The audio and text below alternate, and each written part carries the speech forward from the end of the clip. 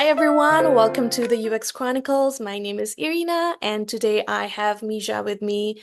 Mija and I, we both worked at Microsoft for a little while, and I'm so excited for you to join us today. Welcome, Mija. Thank you. Thanks for having me. Yeah, so we can start with your introduction and how did you get into UX research? Yeah, so I've been a UX researcher now for about 5 years, and I have an academic background, like many of us who came into user research. And how did I get into it? I was finishing up my PhD in Middle Eastern studies with an anthro and gender studies focus. And that was on Syrian refugees in Turkey. Interesting. Doing an ethnography of trauma, quite heavy. And so, at the time I was feeling kind of overwhelmed and a little burnt out by my research topic. And I also was looking at the job market in the US for academic roles, especially around Middle East migration, and noticing that roles were few and far between and often required relocating to places I wouldn't necessarily want to live.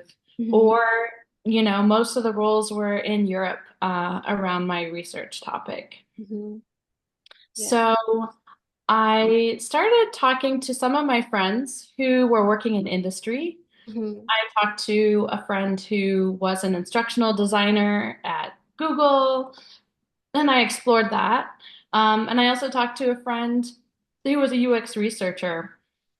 And I was really excited to discover, how many transferable skills there were.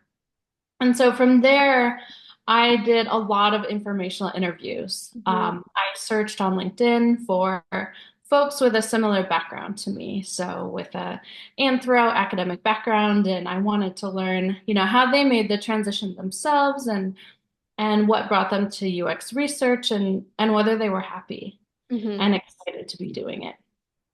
So that's how I started my journey. I ended up writing an industry resume and talking to a recruiter who was hiring contractors to work at Microsoft. So while I was finishing my dissertation, I got a contract at Microsoft and packed up and moved from Arizona to Seattle. Yeah, very similar. I think I also when I was doing my master's program, I learned about this UX research world, and I was also researching on what people who had done my program went on doing in the industry, and I came upon UX research, and that's also how I started my UX research journey. And yeah, I know that you have been on a UX research job hunt for a while now. You've been looking for a while. I see on LinkedIn all the posts that you do. So, what is it like to look for a UX research job right now in this market? Yeah, so right now it's really hard, and I really like to emphasize that for anyone who may be new to tech or UX research specifically. Mhm. And I did a little bit of research on this. There's been over 500K people laid off from tech globally in the last couple years, and several hundred laid off in the US Mhm. Yeah. in the last 2 years. And recruiters are saying that, it's the worst job market they've seen in their whole 20-year career. Um, and there was just an article that came out from Business Insider calling it a white collar recession. So this is a really big deal. I don't think it's in the media enough. Hmm. Um, and it isn't normal. And I don't think it should be this hard. So the success that I had a few years ago landing that role at Microsoft and the offers that I received later, um, it's a totally different situation now. Yeah. So it's shifted monumentally. And a lot of people are struggling in this job market, including really experienced people. Um, that Business Insider article noted that hiring is also down 20% from August 2018. Hmm. So there's a few things that have happened at the same time to make it like a perfect storm. So there's all of those layoffs, there's a lot less hiring, Yeah. and the field has also been flooded with new grads and boot camp graduates. A lot of really talented young people trying to break into tech. Hmm. Um, and also, new grads with their masters in HCI, um, or different kinds of research. So low hiring, record layoffs, and a really large pool of applicants. So all of those things make it really hard to find a role right now. Yeah. I mean, those data, that numbers is just terrifying. And in the past, I think there was a boom of UX jobs or UX research positions, and a lot of people just started going into that field because how popular it was or how much people were getting their starting salary. So it was really popular, and the boot camps became popular, and people started to go into this field. But suddenly, like you said, maybe during COVID time, everything started to just break apart. They stopped hiring, they started laying off, and it has been really difficult for people in tech, but especially in the UX field for sure. And yeah, like you said, there have been a lot of people who have been laid off in the past couple of years. And unfortunately, I was also one of them um, in the past. So in your experience, what to do if someone is laid off right now? Yeah, so I have a few ideas. Mhm. And I'm part of a LinkedIn community of people that network and share ideas and share mutual support. So I've kind of pulled some ideas. So one of the things that I've noticed, unfortunately, is that you have to prepare for the long haul. Mhm. Um, I don't think we could have predicted that, but I myself have just come up on over 12 months of looking for a role. So that's a long time. I never expected that. I thought that, oh, if you go to grad school, you're set. You won't have to struggle. Totally not the case, Mhm. and not in this market. So, but there are things you can do. So, one of the things that's really helped me, especially recently, is to stay engaged in research and in tech. So, to find opportunities to freelance or volunteer.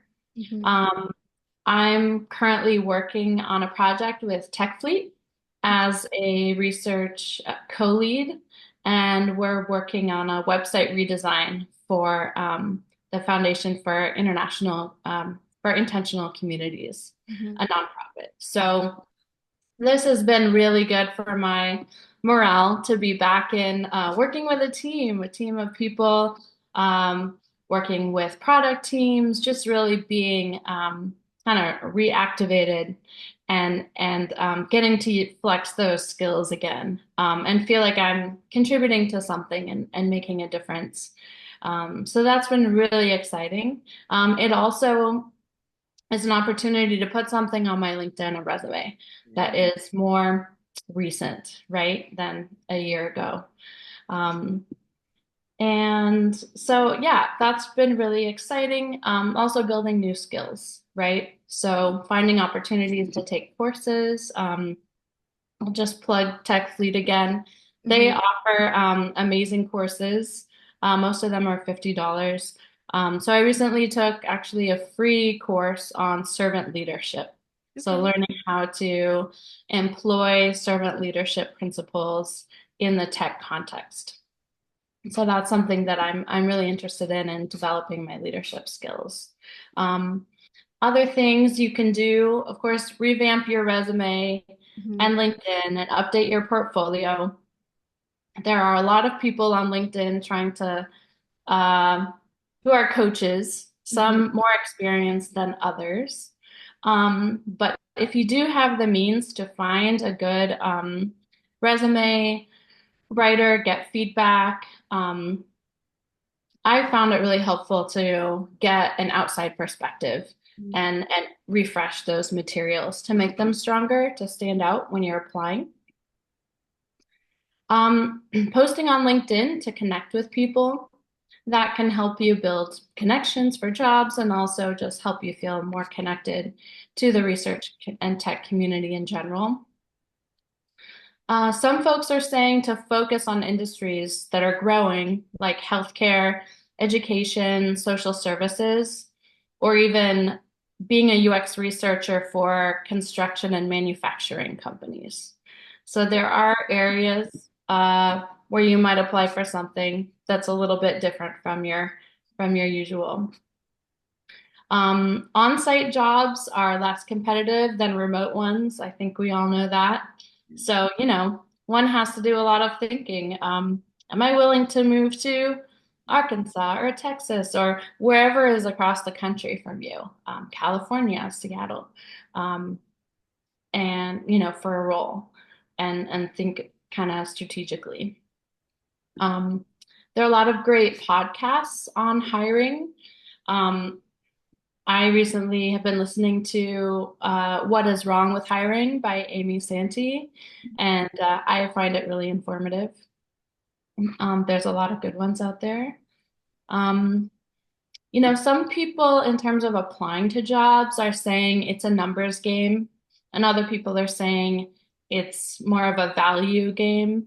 Mhm. So I guess try both, really try to articulate the value that you bring, what your skills are, how, what are your accomplishments that you would bring to a role, but also apply to a lot of jobs and see what sticks. It's like fishing constantly.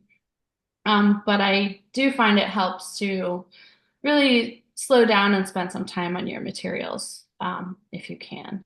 Mhm. Another thing, try to remain hopeful. It can be really depressing and isolating. Yeah. They say that in early 2025, things may get better for hiring in tech. So, fingers crossed. Hopefully that is the case. A lot of people are finding work in other domains Mm. to get by. Yeah.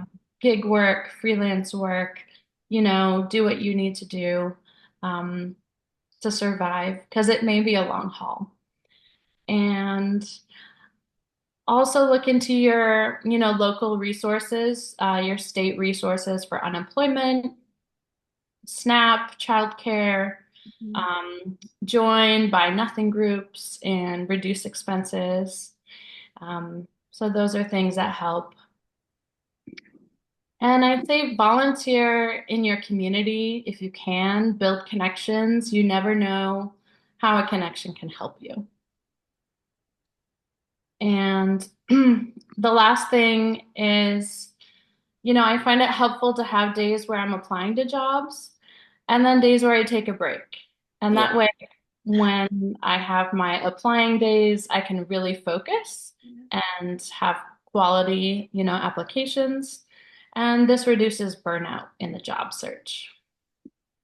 Thank you so much. Yeah, th those are all really great advice. And I'm so impressed by all the things that you've done while trying to find a job and just being very proactive. And you mentioned about all these volunteering opportunities or freelance opportunities or something that you've been doing right now. So, we heard a lot about what everyone can do, what you have been doing, but I would love to hear a little bit more about what you've been doing in the last year while being laid off. And you talk about these amazing opportunities that you're doing right now, maybe as a freelance, maybe like a volunteering right now. So, how did you find those? How did you search for those? Yeah. Well, I was going to say one of my LinkedIn posts that got some traction was about a conversation I had with a recruiter Hmm. where he asked, what have you been doing for the past year? Hmm. And I tried to explain and he kept asking, no, but what have you been doing? And I narrated this and it got over 1 million impressions on LinkedIn. And as a result, I received a lot of recommendations from people about how to talk about the time I have spent while laid off, Mm-hmm. and also recommendations about how to fill the time. Mm-hmm. So just to speak to the career break, someone recommended that I actually put career break on my resume and then list out bullet points Okay. of the activities I've done as a parent. So, you know, balancing multiple priorities under pressure, Mm-hmm. So I was able to put it into business terms and it just kind of helps explain that gap. Um, I also volunteered at a local nonprofit in Portland called ERCO to create a program for immigrant moms with babies and toddlers to help build community and share information about resources. So we would get together once a week and bring our children and share, our common challenges and also share information about um, ways to get children's clothes or, free resources, Mm-hmm. basically. And so feeling engaged with something really helped me. And it also helped me, engage my other interests in migration and feel more connected to the community.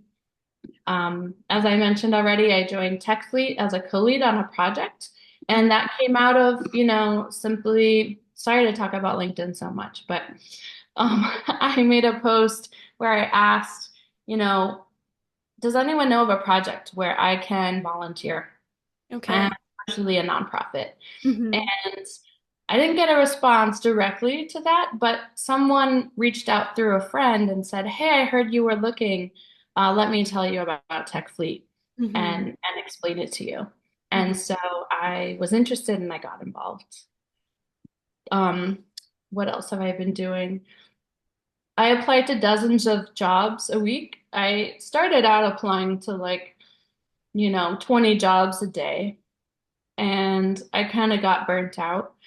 So now I'll spend kind of the first half of the week curating a list of jobs that I'm most qualified for and most interested in. Mm-hmm. And then I'll really narrow down and put together a strong application and maybe apply to a dozen jobs a week.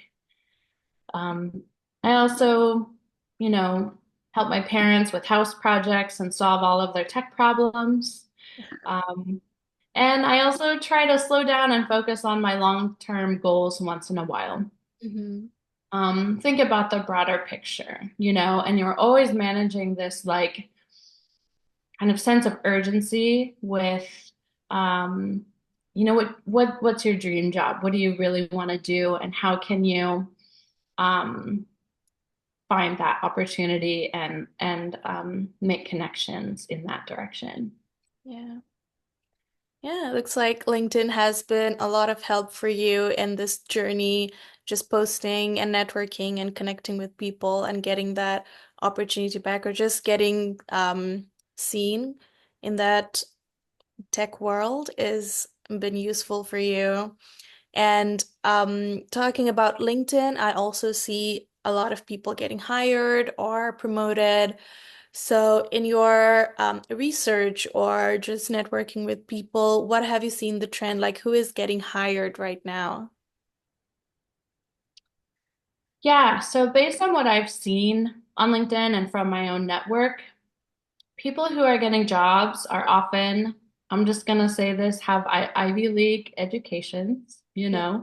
I just noticed that they get picked up quickly. So Mhm. there's a little bit of Ivy League bias, Okay. um, versus, uh, public institutions. Mm. Um, a lot of PhDs are who have decades of experience. So we're talking about the really experienced, leaders in tech are bouncing back more quickly after a layoff. Um, and I think that's to be expected. Um, People from major tech companies, so, your Google. your Facebook, your Apple. Um, and like I said, they have maybe often 10 to 20 years experience. So I'm not finding that let's just say my peers Mm. who have maybe 3 to 5 years experience are finding jobs very quickly. Um, and I notice people are finding roles in government work. Okay. So there's kind of more opportunities coming out in government, and not surprising that people are leaning in that direction after so many layoffs. Hmm. But overall, it's really, really competitive, no matter who you are, and especially for new grads who don't have years of experience. Yeah, definitely. And thank you for sharing that. It is not surprising to see that people who have these title schools or title companies in their resumes would be picked up easily. And I see a lot of senior positions being out there than junior positions or contract positions or just new grad positions. So obviously, people who have a lot of experiences would fit into those roles than someone who doesn't have so many years of experience. And you also mentioned about new grads not having those experiences, of course, right out of college. So, do you have anything to say to those who have just graduated and looking for jobs? Yeah, I would say, try to find a mentor if you can in the industry Hmm. who is willing to give you um, strategies or feedback on your materials or help you just better understand um, hiring and how it is to work at a tech company. Hmm. If you can gain experience through an internship or volunteer project, um, I think it's pretty normal now that you need to present a case study as a UX researcher when you apply to a job and have a technical review. Uh, so, um, so that would be something to develop. Of course, check out TechFleet, great opportunities. If you're a developer, though, Code the Dream, I've heard great things about. My friend works with Code the Dream, and they actually pay you to work on projects, which is great. But overall, I'd say keep building your skills Hmm. and wait out the job market. Let's Yeah. hope that there's more roles because we really do need UX researchers more than ever Yeah. to contribute Hmm. in the digital space. Yeah, I think it's just a dip for now with the market, but it's gonna pick up. And you mentioned about mentorship, and I know that ADP list also does mentorship, and I just did one recently with a UX researcher, and it has been really helpful, like you said, to just have another set of eyes look at your resume or just talk it through about your experience and how you can share it with the interviewer. So that is one mentorship platform that I think is useful and is active right now that others can check out too. And in terms of that, when you go to interviews and you talk about this gap in your resume, how do you present yourself? Like, I know you mentioned about on LinkedIn, you add your gap, but when you talk to them, what do you tell them? Honestly, they haven't asked. Okay, okay, Maybe that's that's interesting. because I already spelled that out in my resume. Yeah, I've been getting about an interview a month the Mhm. last months, and no one has asked. So thankfully, they're more interested to get to know who someone is and what skills they could bring to a project. Okay, that is good to know for everyone who is out there and maybe a little freaked out about their gaps on their resume. So that is a good thing to know. Um, and I think we're almost to the end. Before we go, I would love to know about what is keeping you going in this search for UX research roles. I'm sure you're still looking for other permanent positions. or are you going to stick with TechFleet? Yeah, so this TechFleet project is like an 11-week project. Okay. So that'll keep me busy till January. Um, but I think my driving force is believing that I have the skills to make a difference Hmm. and that, I have proven them already, and I know that there's a place for me out there. So, my mantra, as with many, is, it's not me, it's the job market. Yeah. While we work on our resumes and all of that, I think it's important to remember that even if you had the perfect resume right now, Mhm. um, it's such a different world that um, it's really the market, right? So we're applying to jobs where there's hundreds or thousands of applicants. So finding a place where you can draw on self-confidence and, find like-minded friends out there and try to find things that make you happy in the meantime. And, I'm trying to enjoy parenthood and enjoy time with my friends and family and consider it, a unique opportunity, because once I jump back into a full-time role, life is going to shift again, right? So, yeah, kind of trying to have gratitude at the same time. Yeah.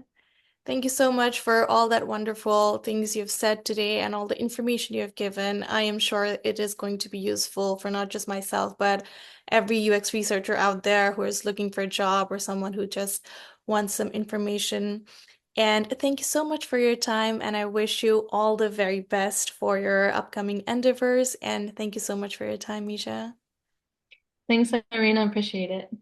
And everyone who is um, listening today, please give a like and follow and share today's video if you have found it useful so that you can share it with others who will also find it useful. Thank you, everyone.